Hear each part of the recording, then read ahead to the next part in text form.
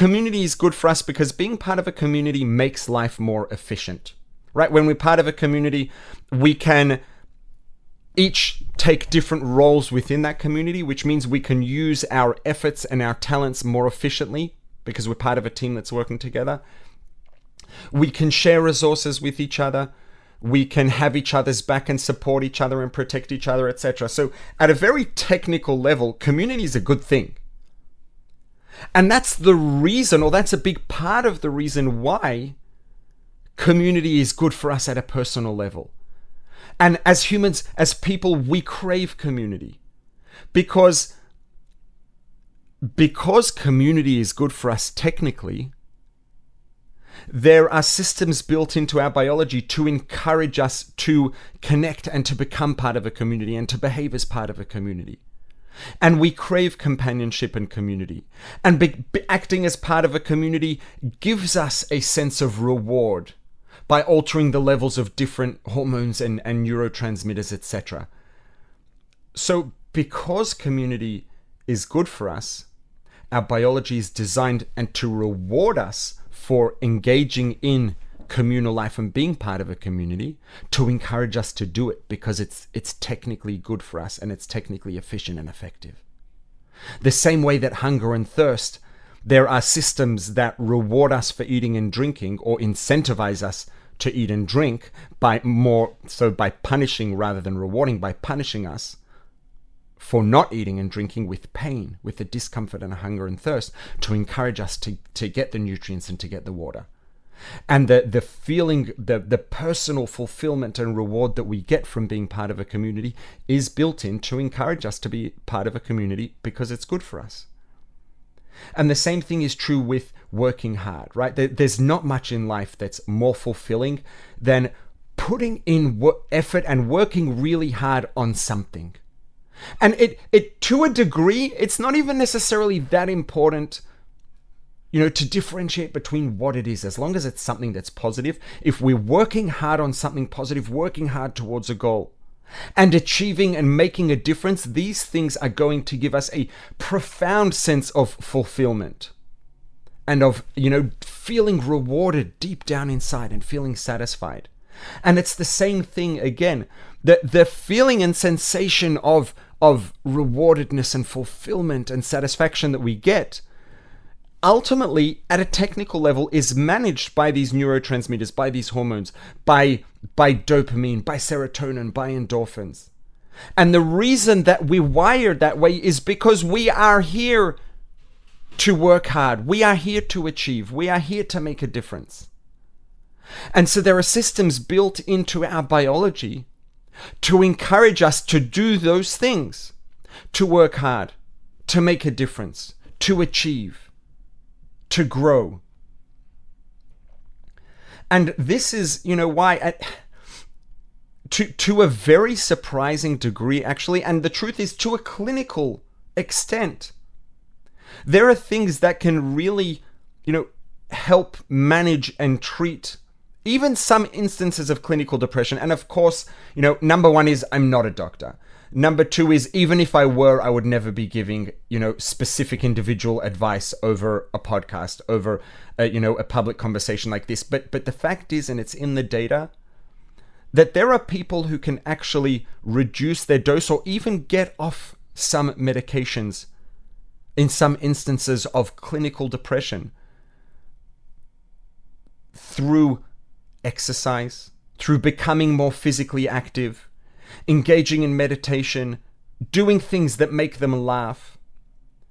Because these sorts of things, becoming, committing to a cause and working hard and being dedicated to it, because these things, doing the things that we're supposed to be doing, the things that we're, meant to be doing naturally and biologically, are going to encourage our biological systems inside to give us those rewards and to increase levels of serotonin and endorphins and dopamine, which are going to make us feel better, and oftentimes, generally speaking, clinical depression is going to be associated with, some sort, for whatever reason, some sort of dysfunction of these sorts of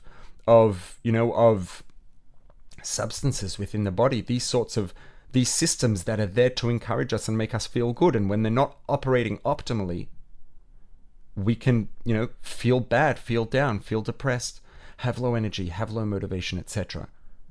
And so getting involved in the activities that these neurotransmitters and hormones are designed to incentivize and to reward can actually increase their levels to substantial degrees that can, be helpful clinically, that can help people, to a degree that would show up in their clinical management. And obviously, again, this is obviously not intended as any sort of recommendation or treatment, etc. But you know what? What I would say is what it can't hurt to do is if someone, is having issues with depression, with feeling down, etc., it can't hurt to inquire and to raise, the question, perhaps with a certified, etc., medical professional who's managing the situation, and ask about the possibility of these sorts of things, of exercise, of getting involved in things, and getting committed and working towards something, achieving, growing, etc., and whether there might be pathways that involve these that can be part of a management plan and a treatment plan. So the bottom line is ultimately, and happiness is a big part of this. Happiness is the same sort of thing. And, it does kind of get a little bit amorphous, and the barriers between what exactly is the definition of happiness, what exactly is the definition of general well-being and mental well-being and emotional well-being. I don't know that there are clearly defined boundaries between them. But overall well-being, mental, emotional well-being, happiness, let's put them all in a category, right? And some of the most important and powerful things that contribute towards a sense of well-being, a sense of satisfaction and fulfillment and feeling happy, there are biological systems in place to lead to these outcomes. And those systems are there to encourage us to do the things that we're supposed to be doing at a very technical biological level. And the same way this is true at a technical biological level in terms of our bodies, biologically, every one of our bodies has a partner. And that partner is our soul. And our body and our soul are partners by definition. And we wouldn't be a person if either of them were missing. A body without a soul isn't a person, and a soul without a body isn't a person either.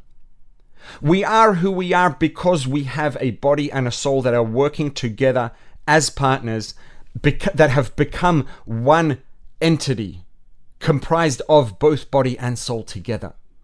And the nature of our souls is equivalent and very similar in many ways to the nature of our bodies. And the same way that our bodies have functions and objectives and purposes that they're here to achieve, the same is true of our souls. And they come together to form a combined purpose and function and set of goals. And the systems that encourage, there are, let's say, maybe parallel systems of deterrent and encouragement in both, and ultimately they come together and they work together. There's a synthesis of the systems the same way that there's a synthesis of the body and the soul in a person.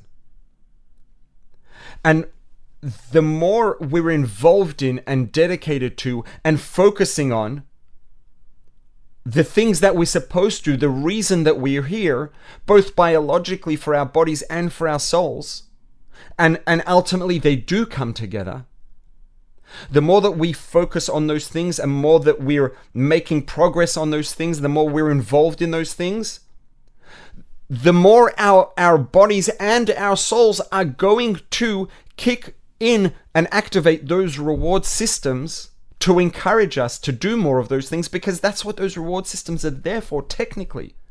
The same way that, when a person is thirsty, what does the person do? They drink, and because the thirst is there to encourage them to drink, when they drink enough, the thirst goes away.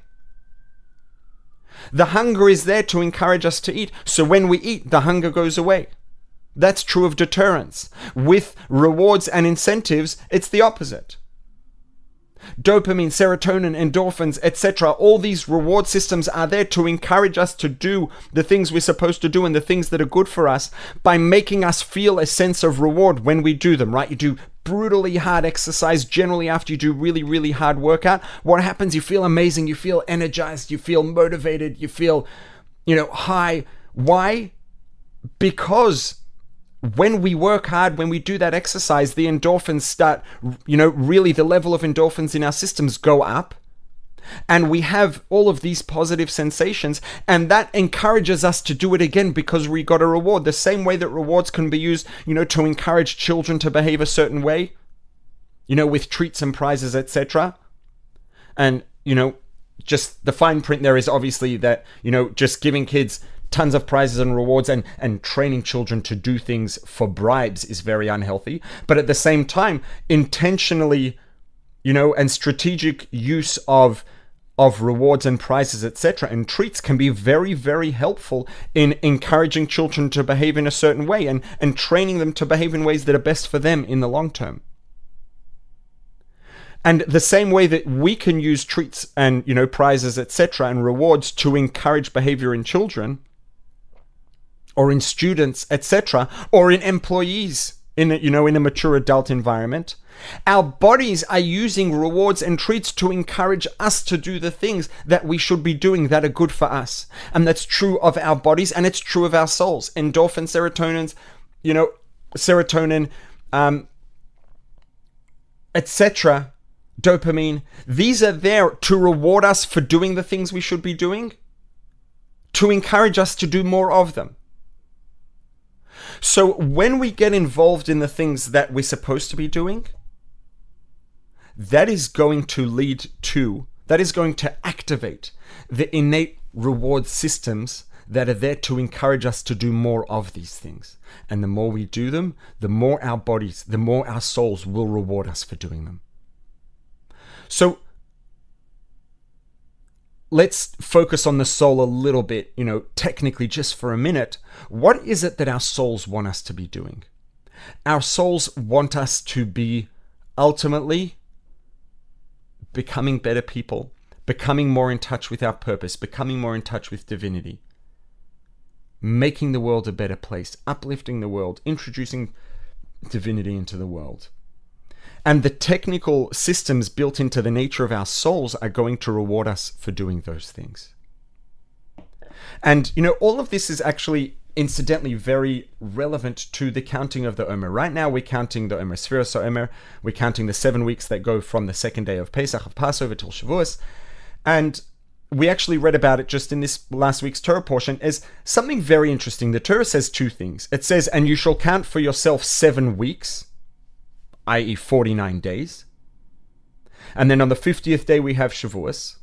And that's what we do, right? The counting of the Omer, on the second night of Pesach, we count day number 1, and we count 7 weeks, 49 days. And then the 50th day is Shavuos.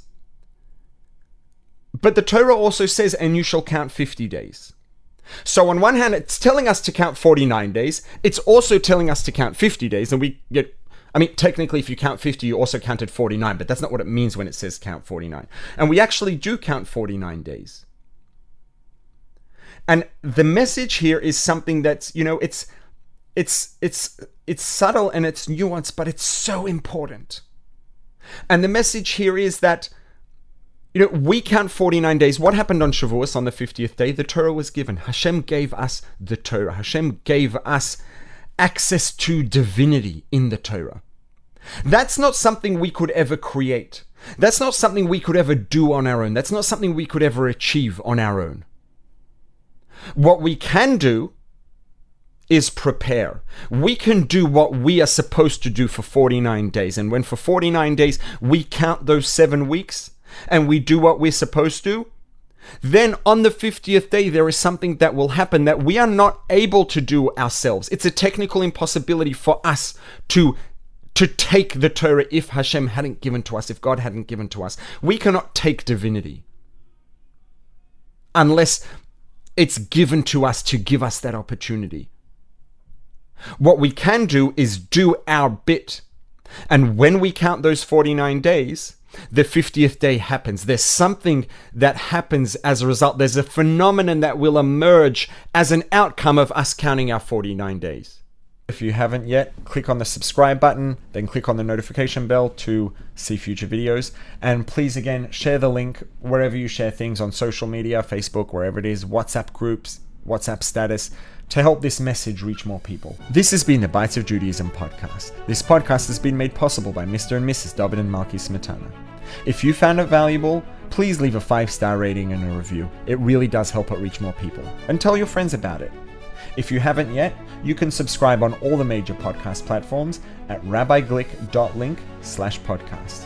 To dedicate a future episode of the podcast, send an email to podcast@rabbiglick.com. See you next time.